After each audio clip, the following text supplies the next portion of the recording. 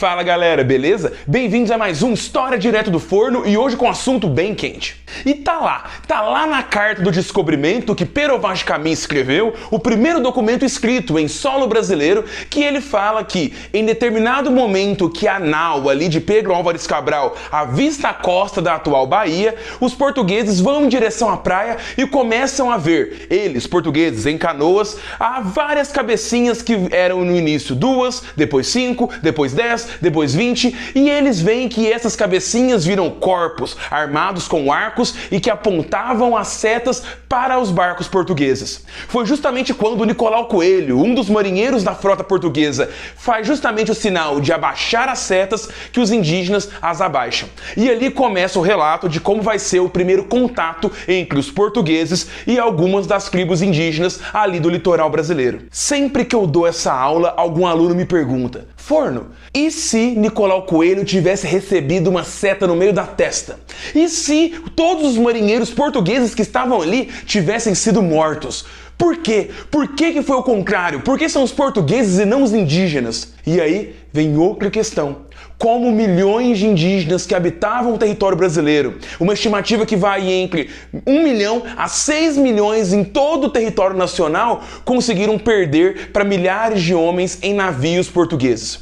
Essa história é mais complexa do que parece e eu já digo, mas antes, deixa o gostei no vídeo, se inscreve no canal e se curtiu, compartilha esse vídeo com os amigos. Não se esqueçam que aqui na descrição ficam as referências que eu uso para fazer esses vídeos e, sem delongas, vamos logo pro vídeo. O raciocínio que coloca que milhões de indígenas morreram nas mãos de milhares de portugueses já coloca uma primeira armadilha para a pessoa que pensa. Principalmente porque a gente tem a ideia que os indígenas brasileiros só morreram em 1500 e que os portugueses já chegaram em todo o território nacional desde a época do descobrimento. E esse aí já é o primeiro mito cronológico. Temos que entender que o Brasil vai ser de fato com a primeira chegada da Tropa de Cabral no Brasil em 1500. Só que a colonização, ou seja, a exploração do território brasileiro, a construção das primeiras cidades, denominação de funcionários públicos para administrar o território para o rei de Portugal, tudo isso só começa a partir da década de 1530. E mesmo a partir dessa década, foram apenas centenas ou muito mais, na casa dos milhares de portugueses que vão habitar algumas das chamadas capitanias hereditárias, a primeira distribuição administrativa que o Brasil teve.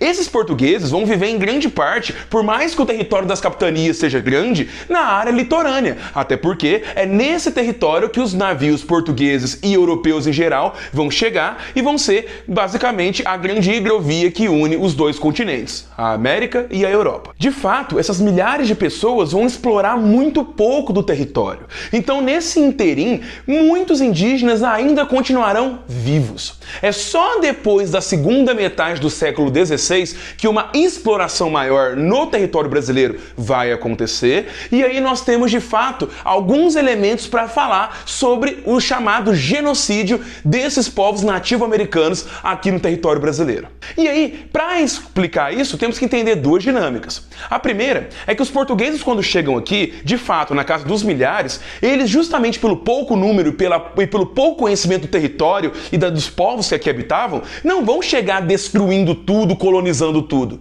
Na verdade, os portugueses que aqui conseguem viver mesmo no litoral, só o conseguem porque muitas tribos indígenas assim o permitem.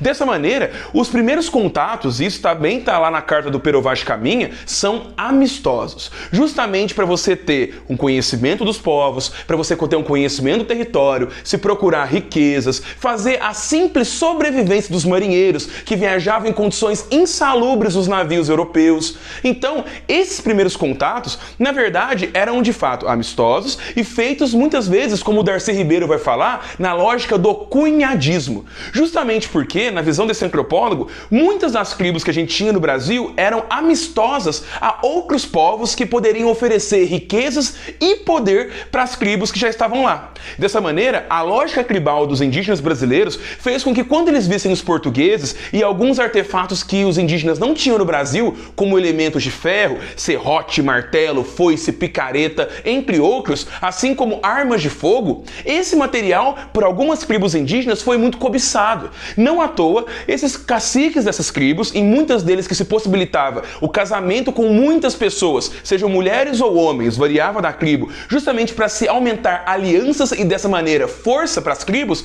encorajou a união de mulheres das tribos indígenas, e isso variava muito das tribos. Então temos tupis, temos tupinambás, entre muitos outros lugares que acompanham os séculos do Brasil, com portugueses, que vão fazer dessa maneira descendências que misturem os europeus com os indígenas e mantenham a amistosidade. E é justamente nessa questão do casamento e da aproximação com os portugueses que a gente vai ter os primeiros cenários de indígenas coletando o pau-brasil e dando para os portugueses em troca desses artefatos. O primeiro comércio que a gente tem aí, de fato, é um comércio, vamos dizer assim, consensual. Só que logo, logo, muitos europeus começam a assumir lugares de poder dentro das tribos, assim como eles começam a, nesse sistema de alianças, fazer praticamente grupos pró-Europa que, de fato, vão legitimar muitos indígenas serem escravizados e, quando não, meramente conquistados para a exploração de recursos do Brasil.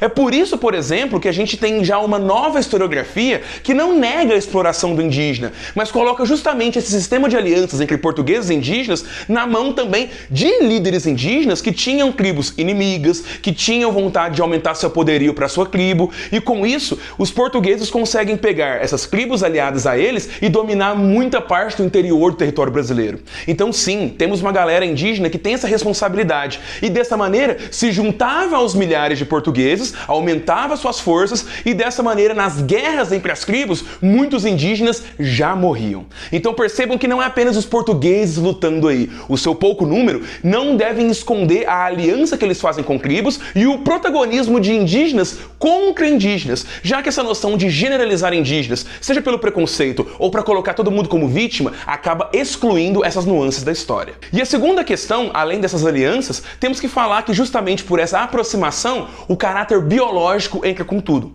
Os portugueses, assim como a maioria da população do mundo, não se tinham essa noção de vírus, bactérias, protozoários. Eles tinham visões de medicina muito peculiares, sejam porque Deus quis, seja a noção médico-hipocrática galênica, que é a somatória da medicina grega e romana, que era muito forte na Europa do século XVI, XVII, por aí vai, e falavam sobre doenças serem derivadas de desequilíbrios internos.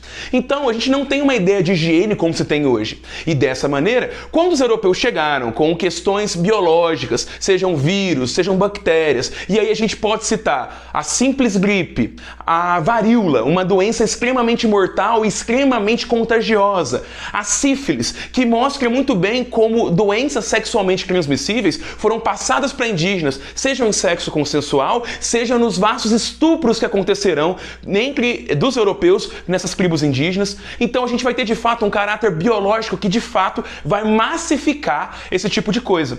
Ah, Felipe, mas você está acabando de falar que os indígenas estavam no interior, que nem todos tiveram contato com o português. Só que aí que tá. Essas trocas lá do início do século XVI de pau-brasil para se pegar elementos de ferro ou coisas dos portugueses, que não é apenas espelhinho ou chaveiro como a gente coloca, diminuindo o valor dessas trocas que aconteciam, elas acabavam gerando várias rotas comerciais dentro do continente e tribos indígenas tinham rotas entre si. Dessa maneira, muitos vírus, muitas bactérias passavam pelos artefatos e pela comunicação de indígenas que tiveram contato com esses portugueses e passavam para tribos ainda mais isoladas dentro do continente americano. Dessa maneira, a gente tem uma proliferação tão grande que aí de fato se justifica o extermínio de centenas de milhares de indígenas pelos europeus. E a gente não pode falar, então os europeus não sabiam.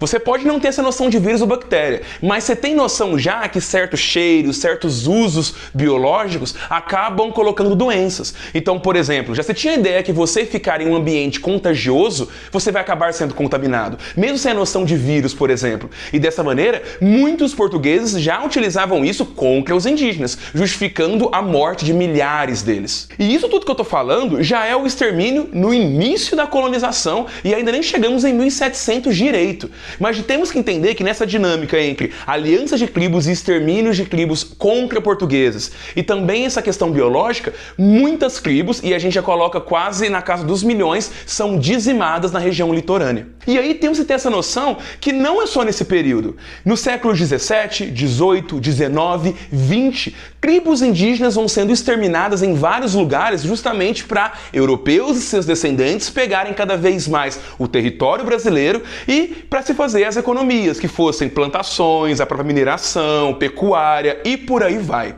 Então a gente tem, por exemplo, várias cidades mais antigas, mais interioranas, que só existem porque tivemos o grande genocídio de várias tribos indígenas. E aí vai doença de como usado como arma biológica, vai o extermínio, vai o fator do bandeirismo, de vários bandeirantes pegarem indígenas para serem escravizados no interior. Então são muitas práticas que acontecem através dos séculos. Até chegar no século XX, por exemplo, na fronteira norte, centro-oeste, dos estados atuais como Rondônia, Roraima, Amapá, o próprio Amazonas, Mato Grosso do Sul, Tocantins, várias tribos que já estavam bem interiorizadas. O pessoal do início do século XVI, XVII, XVIII não tinha chegado lá e foram exterminados para se abrir rodovias, madeireiras, zonas de garimpo, rodovias que envolvessem dizimar a Amazônia para fazer uma integração nacional como a própria Transamazônica. Hoje em dia, a Comissão Nacional da Verdade, além dos crimes de políticos da ditadura militar, colocam inúmeras crises que envolvem tribos indígenas que eram de fato mortas com armas biológicas,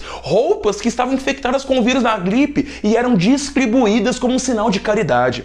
Essa cifra já está chegando na casa das dezenas de milhares e conforme a gente vai mexendo a memória, a gente percebe que essa colonização e esse extermínio indígena só aumentou com os séculos. Então percebam que essa questão de poucos indígenas, ela mascara uma questão maior, que é justamente o atual extermínio. Se continua matando indígenas, sempre se matou indígena no Brasil, como uma proposta colonizadora, civilizacional e muitas vezes pensada, ou por Portugal, ou pelo que virou o Brasil pós-independência. Então percebam que está mais próximo da gente do que a gente imagina. Não foram apenas milhares de portugueses contra milhões de indígenas. Foi uma questão muito complexa e que deixa legados até hoje. E é isso, galera. Um vídeo mais curto, mas uma questão muito falada e que tem que ser chamada a atenção. Ela muda muito a noção sobre a temática indígena que temos na história do Brasil. Espero que tenham gostado, comentem mais tópicos que eu possa abordar aqui no canal e vejo vocês na próxima segunda com mais um História Direto do Forno. Até lá!